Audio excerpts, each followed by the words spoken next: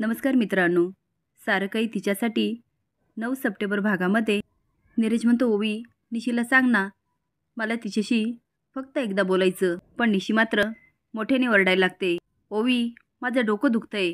नीरज म्हणतो, ठीक आहे, मला तुला त्रास नाही द्यायचा, आणि निघून जातो. तो बाहेर येतो, डोळे पुसत असतो. तेवढे तुम बघते आणि म्हणते, थांबा मी पानं वाढायला घेते.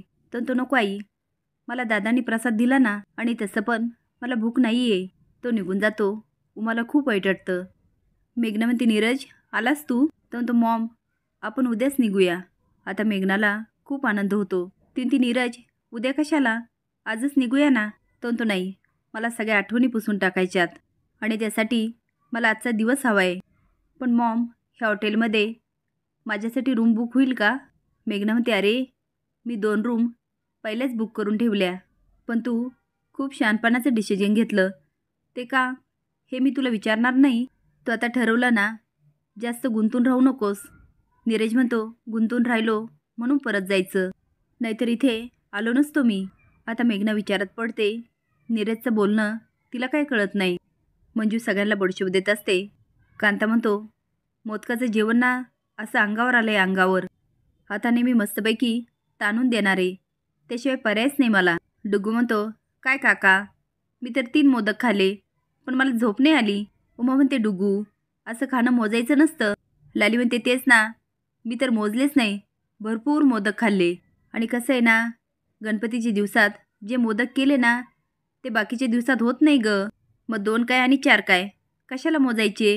बरं उमा, ह्या सगळ्याचं श्रेय तुला जातं बरं का. नाही म्हणजे कसं आहे ना, माझ्यासाठी खास चारोळ्यांना घातलेलं पुरण बाजूला ठेवलंस, आणि त्याचे मोदक केलं ना, ते बरं केलंस हां. कांता म्हणतो, मला सांग लाली, तुला ती चारोळी का नाही आवडत ग? लाली म्हणते, आवडत नाही असं काही नाही, पण खाताना एखादी कुचकट चारोळी आली ना, तर माझी तळपायाची आग मस्तकात जाते. पदार्थाची चव कशी एकदम किरकिरी होऊन जाती ना. कांता म्हणतो, करेक्ट लाली, एकदम करेक्ट बोलली. तसंच आहे, घरामध्ये एखादी कुचकी चारोळी असली ना, घरातलं वातावरण ना असं किरकिरी होऊन जातं. आता मंजू आणि उमा स्माईल करतात, आणि लाली मंजूकडे बघत असते. आता डुग्गू पण खुदुखुदू हसतो. कांता म्हणतो, पण हे तुला सांगू काय उपयोग? आता मात्र मंजू तोंडाला हात लावून हसायला लागते. लाली म्हणते, आता काय केलं मी, आता काय केलं? मी कोणाशी कुचकट वागत पण नाही, आणि कुचकट बोलत पण नाही, मग आता का बोलताय? कांता म्हणतो, बोलतेस काय लाली, गे बाय माझे, खरं बोलतेस तू? आता कांता लालीची चांगलीच फिरकी घेतो, पण लाली मात्र पुन्हा मोदकाचं कौतुक करायला लागते. मंजू म्हणते, लाली तुम्हाला कौतुक करायचं ना, ज्यांनी केलं ना त्याचं करा. लाली म्हणते, म्हणजे काय? मंजू, मोदक तू केलेस, खूप छान झाले. मंजू म्हणते, नाही, ओवीनी केले. आता लाली वाकडं बघायला लागते. मंजू म्हणते, लालीताई, आम्ही तिला सांगितलं पण नाही तुम्हाला मोदकामध्ये चारोळ्या नाही आवडत, तरी पण तिने पहिले तुमचे मोदक करून घेतले, चारोळे घालून, नंतर बाकीच्यांचे केले.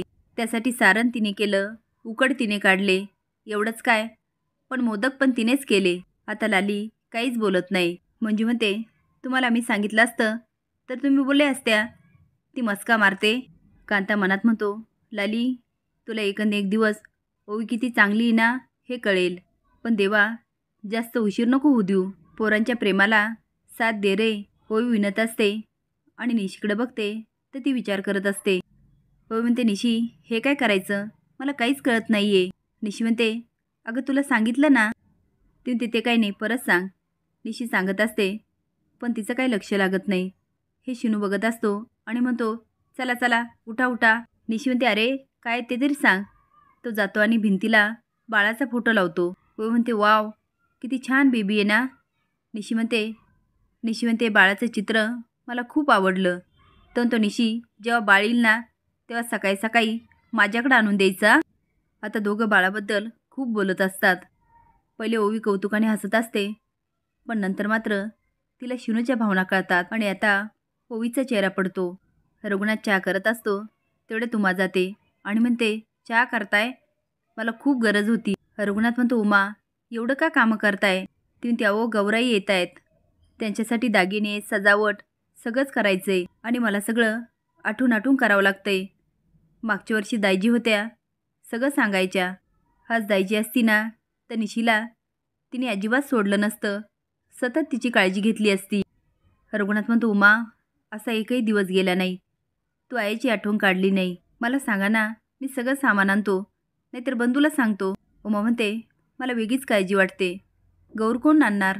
निशी तर आता गरोदर रे, लालिताईलाच आणावं लागेल, पण त्यासाठी दुसरी मायरवाशीन पण लागेल ना. रघुनाथ म्हणतो, एवढा काय विचार करतात? ओवी आहे ना घरी, ती आणेल गवर. उमा म्हणते, पण लालिताई? तर म्हणते, बघा उमा, आता ओवी आपलीच मुलगी आहे. मला मान्य आहे त्यावेळेस काही लोकांचा विरोध होता या गोष्टीसाठी, पण आता ओवी ह्या घरची मुलगी आहे, ही हक्काने आणू शकते ना. आणि त्यातून लालिताई काही बोलली तर माझं नाव सांगा. मंजू आणि ओवी रांगोळी काढत असतात. मंजू म्हणते, ओवी ते नीरज मुंबईला गेले वाटतं, घर बंद दिसतंय. ओवी म्हणते, निशीने एवढे सरळ सांगितल्यानंतर तू इथे राहून तरी काय करणार? मंजू म्हणते, त्या मेघनाताईचं असं वागणं आणि निशी काही सांगू देत नाही. ओवी म्हणते, दोघांचं आयुष्य स्पॉईल केलं आणि बिचारा नीरज, त्याला तर काहीच माहिती नाही. आता मंजू पण बोलते तेवढ्यात लाली येते आणि म्हणते, त्या नीरजचं प्रेम आहे ना निशीवर, मग कशाला आईच्या पदराखाली लपतो? सांगून टाकायचं ना मेघनाबाईला, मला माझं बाळ आणि निशी दोघं पण पाहिजे, आणि तुला दोघं नको असेल तर विसरून जा. आता लाली बरंच काय बोलते. होय म्हणते, मेघना आंटी किती चुकीच्या वागल्या तरी मॉम आहे ना त्याच्या मॉमला कसं दूर करेल? आता मेघना आंटीने विचार करायला पाहिजे, त्यांचा इगो की त्यांच्या मुलाचं सुख. जीवन कसं रांगोळीसारखं असतं, एकमेकांना जोडलेले, प्रेमाच्या कलरने सजलेली. आता निशी आणि नीरजच्या आयुष्यामध्ये रंग भरायचे की त्यांच्या आयुष्याची रांगोळी विस्कटायची, आता हे फक्त मेघना आंटींच्याच हातात आहे. मंजू म्हणते, एकदम बरोबर. आता ओवीच्या बोलण्याचं लालीला खूप कौतुक वाटतं आणि ती गालातल्या गालात स्माईल करते. मेघनासारखी फोन करते, पण नीरज काय उचलत नाही. ती म्हणते, किती मूर्ख मुलगा आहे हा, जबाबदारीची जरा पण जाणीव नाही. वेळेत आला तरी तू निघता तरी येईल, काय करू, कोणाला कॉन्टॅक्ट करू? आणि या मुलाला एवढीशी पण अक्कल नाही आहे. एवढे कॉल केले, एक कॉल बॅक तरी करावा. ती आता नीरजला सारखा फोन करते, पण तो काही उचलत नाही. इकडे खोतांच्या घरात सगळे खूप आनंदित असतात आणि निशी ओवीला शिकवत असते. तेवढ्यात तिला उलटी व्हायला लागते आणि ती पळते. उमा म्हणते, अजून 7 महिने जायचे, काय होणार देवालाच ठाऊक. ओवी पण तिच्या मागे गेलेली असते. उमा म्हणते, मी आले आ. लाली म्हणते, जा जा. आणि लोकर घेत म्हणते, काय केलं कुणास ठाऊक. ती आता विणायला लागते. तेवढ्यात कांता येतो आणि म्हणतो, अरे बाबा हे काय करते, अरे सगळी वाट लावली तू. लाली म्हणते, ओ हळू बोला ना, हे ओवीने सगळं चुकून ठेवलं होतं, ते सोडवत होते, बघत होते काय चुकलं ते. कांता म्हणतो, तुझं माझं जमेना, तुझी वाचून करमेना. ती काय बोललात? तर तो काही नाही, जनरल. आता दोघं हसायला लागतात. तेवढ्यात कांता म्हणतो, ओवी. लाली म्हणते, काय गं ओवी, निशीला बरं आहे ना? ती हो लाली आत्या, ती रेस्ट घेते आता.